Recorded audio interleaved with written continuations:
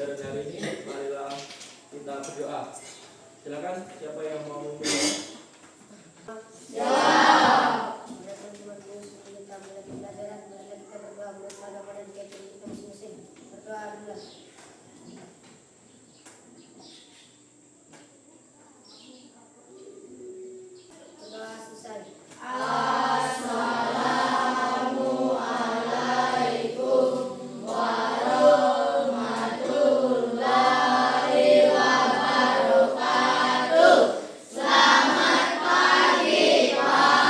Waalaikumsalam warahmatullahi wabarakatuh dan selamat pagi. Ya, sebelum kita langsung memasuki materi, Pak Guru akan absen dulu ya. Ya, Pak. Andi Firsam, Hadir Pak. Akram, Hadir Pak. Hadir, Pak. Asmaul Hadir, Husna, Pak. Terus Hadir, Pak. Aura, Hadir, Pak. Dinda, Hadir, Pak. Ibrahim, Tri. Hadir, Pak. Sebelum kita melakukan aktivitas ini, kita membuat kesepakatan dulu ya, atau bermain sendiri, sibuk sendiri, Pak Guru akan tegur.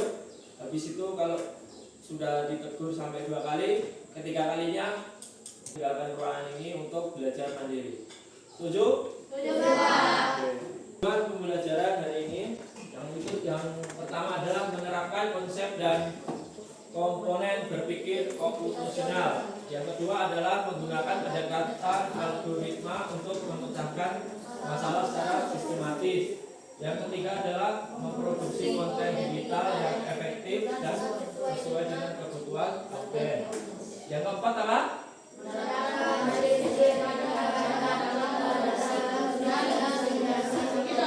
Ya, menerapkan prinsip etika dan hak cipta dalam produksi dan diseminasi konten digital.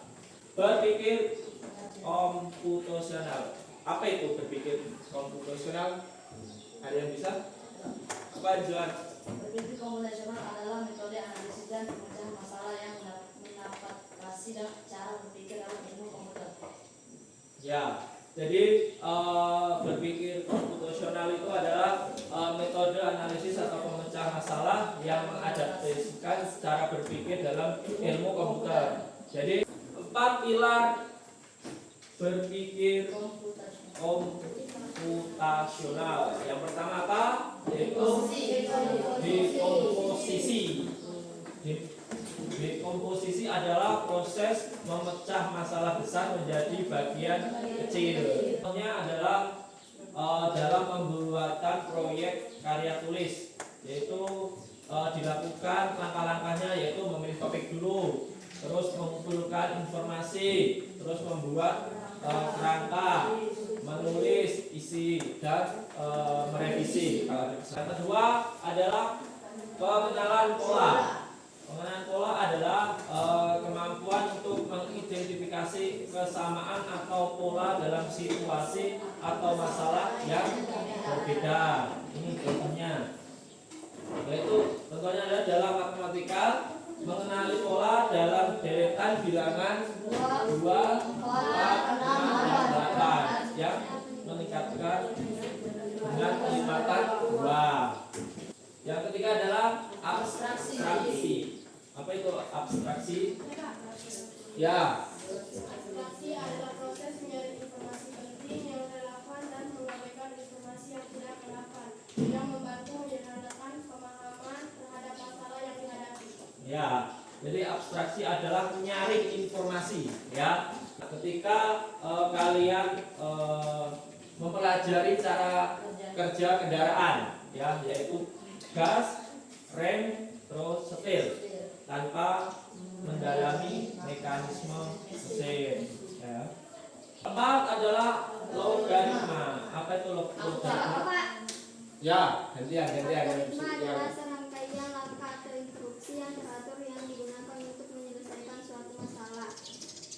Ya, jadi logaritma itu adalah menyusun langkah instruksi yang jelas dan teruntut. Jadi runtut instruksinya. Ya, membuat minuman teh. Yang pertama adalah mendidihkan air, terus memasukkan teh, menuangkan air panas, menambahkan gula, dan mengaduk. Konten digital. Nah, kalian pernah mendengar kata konten? Konten itu apa? Ada yang tahu? Ya, apa? Produksi konten digital adalah proses menciptakan materi digital dalam berbagai format seperti teks, gambar, suara, video, dan interaktif untuk menghasilkan konten yang efektif. Diperlukan pemahaman mengenai dasar-dasar komunikasi yaitu komunikator, pesan, media, komunikan, efek atau timbal balik. Ada yang lain berpendapat yang lain? Ada yang menambahin? Konten digital adalah informasi yang dibuat dan dibagikan secara digital atau secara dibagikan ke publik agar informasi konten tersebut bisa tersampaikan ke masyarakat atau ke orang lain. Contohnya apa? Apa itu? Yaitu teks, artikel, gambar, foto, video, audio, rekam suara, dan infografis. Manfaat konten digital apa? Yang pertama adalah edukasi. Jadi berbagi ilmu dan informasi bermanfaat pada orang lain. Yang kedua adalah untuk promosi, misalkan mempromosikan di suatu tempat wisata, dipromosikan, ya itu bisa. Terus menghibur, yaitu membuat konten lucu, menarik untuk menghibur orang lain atau masyarakat sekitar. Terus selanjutnya adalah kreativitas, yaitu melatih kreativitas dan kemampuan kolaborasi dalam tim. Jadi tujuannya adalah menyampaikan pesan yang menarik. Terus medianya sesuai, misalnya rapi. Prinsip desain konten yang perlu diingatkan yaitu kesatuan, keseimbangan, yaitu harmoni dalam elemen desain. Jadi pas desainnya. Terus kontrasnya yang jelas, ya gambarnya jelas, menarik. Terus penekanan fokus pada pesan utama. Ini alat bantu produksi ya. Itu ada Canva, ChatGPT, editor foto dan video. Diseminasi konten digital. Jadi disebarkan di mana aja? Media sosial. Media sosial itu apa aja?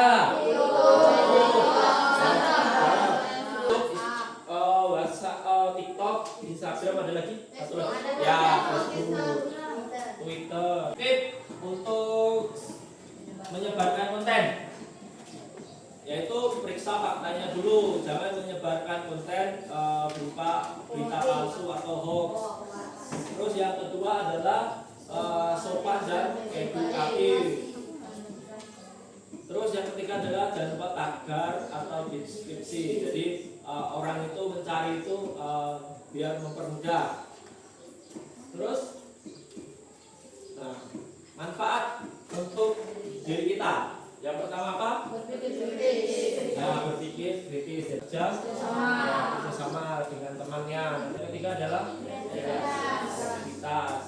Yang terakhir adalah kebaikan, membuat kebaikan untuk orang lain. Ya. Ini ada pertanyaan untuk konten digital ini. Ya, tagar itu adalah hashtag. Kan ada kan yang di misalkan di Instagram, Facebook, hashtag wisata Merapung, Bukit Lebur. Nah itu namanya hashtag atau tagar. Nah itu. Silakan membuka HP-nya. Jadi tugasnya adalah membuat poster ajakan positif. Ya temanya kebersihan. Ya silakan buka di Canva-nya. Ya buka Canva.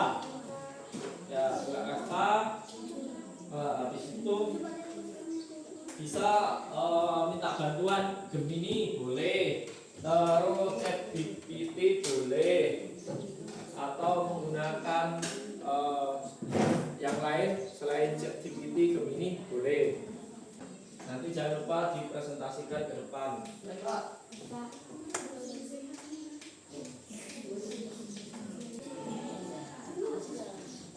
Ya, boleh digabung ya, menjaga kebersihan agar terciptanya kesehatan di lingkungan sekolah. Gimana?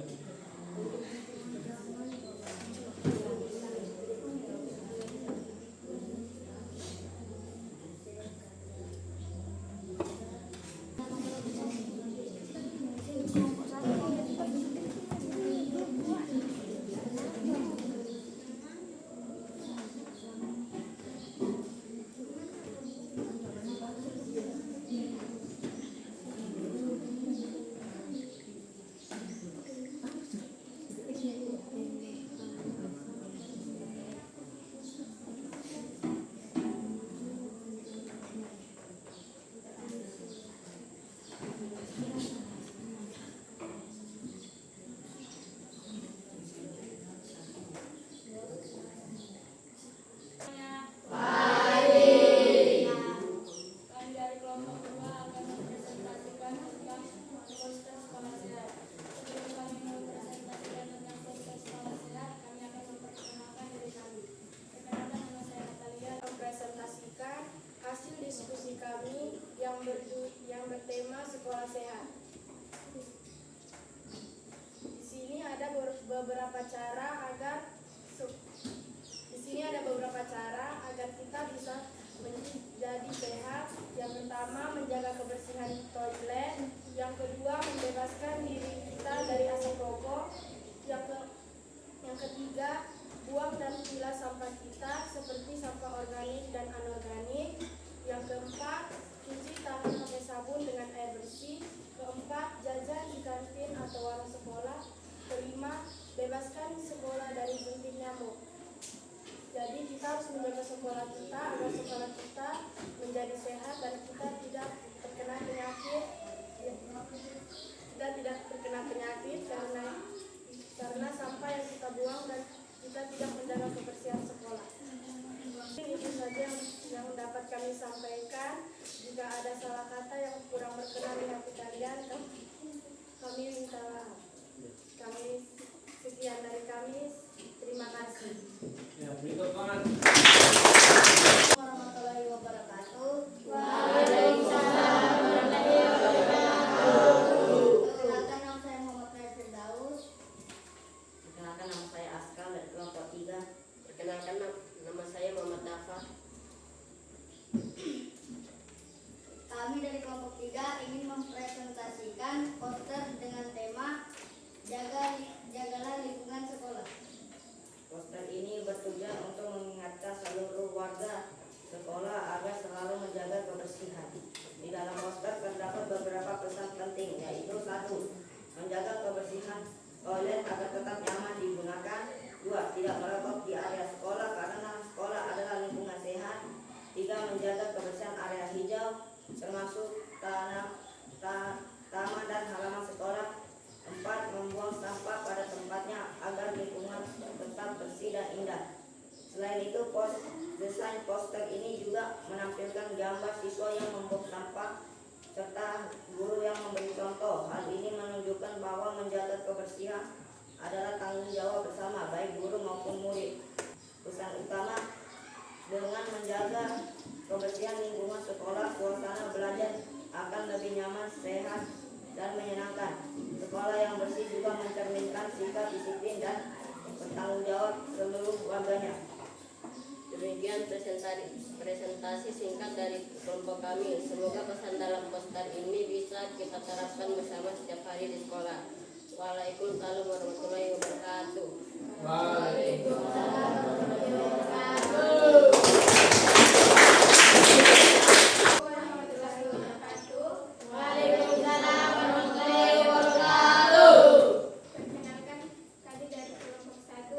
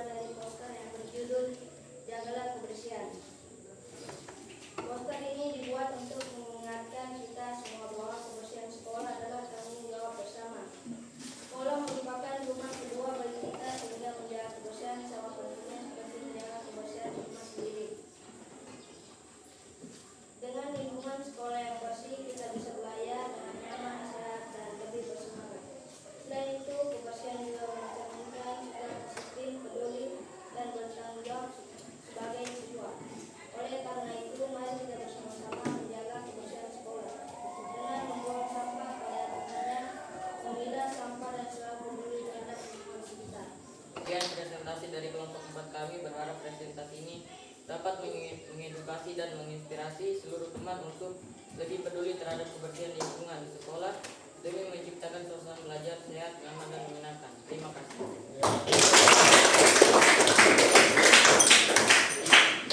Nah, jadi terima kasih sudah presentasikan di depan, sudah bagus, pesan tujuannya sudah tersampaikan. Pelajaran hari ini yaitu tentang ya Kita bisa mempelajari cara agar masalah kita secara spesifik. oh ya, jadi dari permasalahan-permasalahan itu yang tadinya besar dibagi menjadi bagian-bagian yang kecil. Pada hari ini kita sudah mempelajari materi tentang apa tadi? Tentang apa tadi?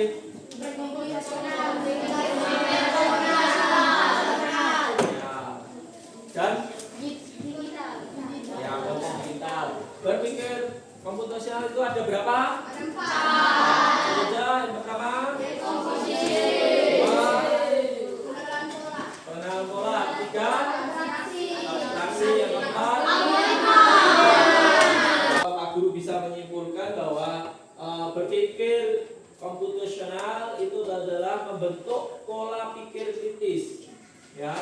Jadi membentuk pola pikir kritis, sistematis, dan efisien.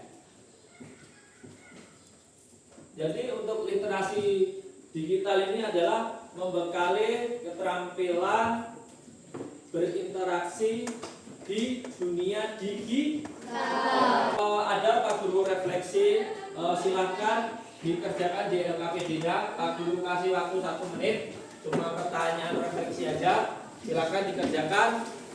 Ya, silakan dikerjakan.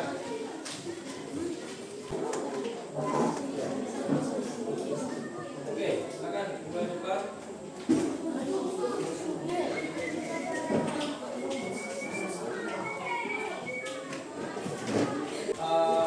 Di pertemuan selanjutnya nanti akan Pak Guru akan jauh lebih dalam lagi materinya agar bisa lebih paham lagi. Kita berdoa. Siapa yang mau mimpin ini? Ya, silakan pimpin doa.